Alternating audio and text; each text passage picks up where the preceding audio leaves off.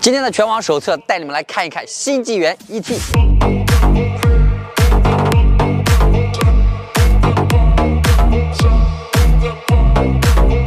那新纪元 ET 的外观啊，其实我们多次的车展之后呢，已经比较熟悉了啊。我今天拿到实车之后呢，主要是注意到了几个细节。那这个前脸啊，你看到是一个非常有这种电动车感觉的这个设计啊。但是其实呢，在做减法的同时啊，新纪元呢它的设计师啊、工程师的一些小心思啊，也是能看到的啊。比如说这个棒式的这个机舱盖，哎，这个很考验这个工艺啊，而且看起来呢更加的简洁，更加的有豪华感。那另外一个呢，就是这个地方了啊，这下面呢是一个可编程的叫 ISD 的这个液晶显示屏啊，上面是可以显示一些啊，比如说我的转向灯啊，或者是一些可爱的图案等等。那再下面呢是一个投影，它是可以在路面上去投射一些你需要的图案。这些呢，我觉得啊都是可以提升这个车的可玩度的啊。那另外呢，我注意到这台车啊，它的下格栅部分其实是一个可变的这样的一个进气口。那这个格栅呢，我猜测啊是可以根据时速的变化去进行调整，来降低风阻降低能耗。那这个车啊，其实我看到它是一台标准的532布局的这样的一款产品，也就是接近5米的长度，3米的轴距啊，接近2米的宽度。所以这款车啊，从正面看是不是感觉非常的宽啊？但是啊，我们来到它的侧面，你会发现这款车虽然整个车身其实很魁梧，但是并没有像这个车尺寸接近的，比如说理想的 L7、L8这样的车型，感觉有那么一点 MPV 的感觉啊。这台车并没有，它是做了一个有点下溜的这样的一个造型，让这台车的侧面其实是有那么一点动感。那从侧面啊，其实还能看到一些什么呢？比如说这个短短的这个区域已经集中了1、2、3、4个摄像头啊，包括前面的激光雷达啊。这台车它的智能化配置会非常的高。另外呢，注意看这里，这是米其林的轮胎加上21寸的轮毂 ，OK 没问题。我们看到里面这是6活塞的卡钳。注意啊，我今天跟他们的产品经理沟通的时候，他告诉我一个让我震惊的消息，就是新纪元 ET 它会全系标配6活塞卡钳，是不是被惊到了？所以安全依然是新纪元他们重点打造的，这一点毋庸置疑。再看这里啊，是一个很有意思的这样的充电盖板的打开方式啊。其实前段时间呢，信途刚刚公布了这款车，它是首款搭载宁德时代的神行超充电池的。那这个电池呢，可以在零下20度的环境下，依然可以快速的去充电啊。这个可以对很多北方的朋友是有吸引力的。那我们看尾部，其实就是现在很流行的简洁风啊，配了一个贯穿式的尾灯啊。注意看啊，这里的尾门的打开方式是不是有点眼熟啊？跟我们那个智界 S7是一样的啊。打开之后，我们看到，整个后备箱的空间应该说还可以吧。其实这个空间做一个7座或者6座车，我觉得也是没什么太大问题的。然后这里是做了一些分类的这个存储的设计，还蛮贴心的。那这款车呢，其实它是提供纯电动和增程2种版本的。那这款车是纯电动车型，它的发动机舱盖下面呢还是有一个前备箱的，这样的话呢，储物的空间可以去拓展一些。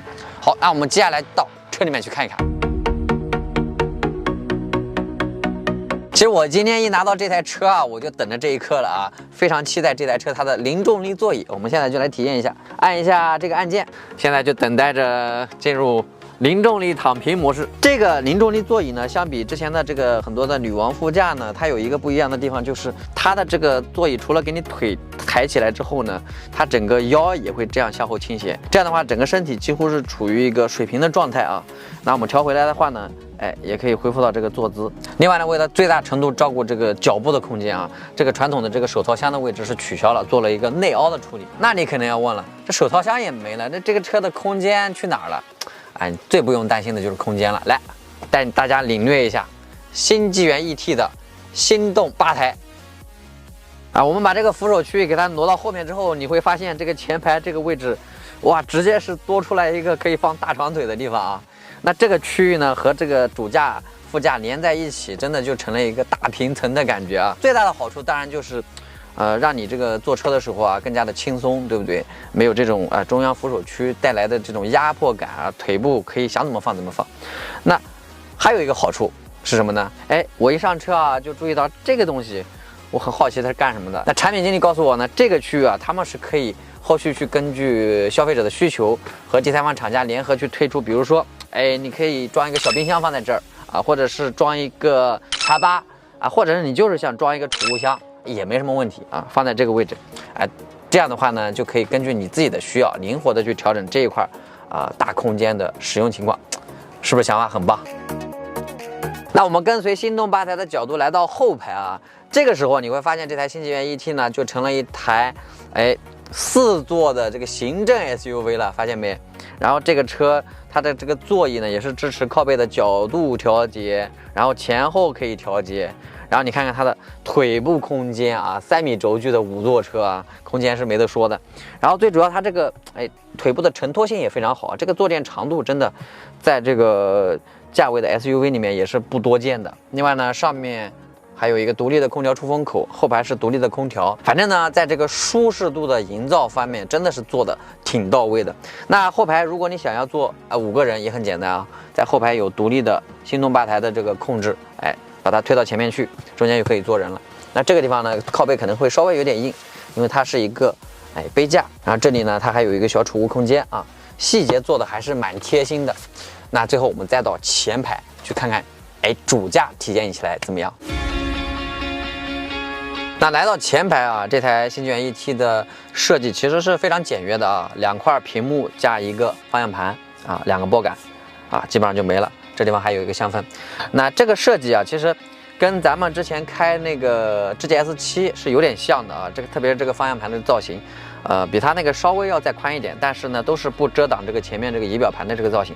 但这个仪表盘啊，小吐槽一下，就是它是一个不对称的设计啊，因为这边要是放置一个摄像头嘛，所以看起来如果你不特意去看的话还是可以的。但如果你有强迫症啊，你可能会有点难受啊。这个我是觉得可以改进一下。